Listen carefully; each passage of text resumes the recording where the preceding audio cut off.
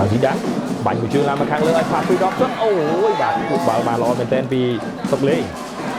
បាទតែឆក់បាល់បានពីគ្រីស្ទៀនក៏ពាំងយកបាល់បានសម្រេចលោកបញ្ញាកណ្ដាលមកពីនេះលេងពីបន្តជីដានទីខ្លីខ្វល់មេប្រេប្រាពុកយកតែម្ដង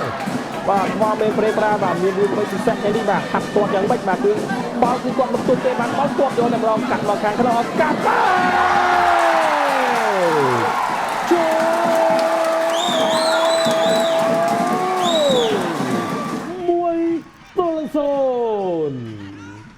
ទទួលបានគ្រាប់បាល់មួយរួចជាស្រេចបាទនៅក្នុងការលេងបានយ៉ាងល្អក្នុងការបញ្ជូនបាល់ពីតាកាស៊ីយ៉ូដាវរ៉ាលើចូលមកខាងក្នុងមិនមានអ្នកណាគេបិទការតែរបស់គ្រូស្ទៀនដូសាន់តូសឡើយ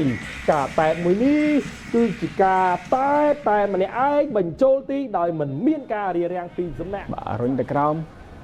បាទគ្រីយ៉ាបាញ់បាល់មកខាងលើបាទអ៊ុំស្រីរតបាទតែបាទខ្លីយកវិញបានមកពីអាយ៉ងភូមិន្ទបាទភូមិន្ទបញ្ជូន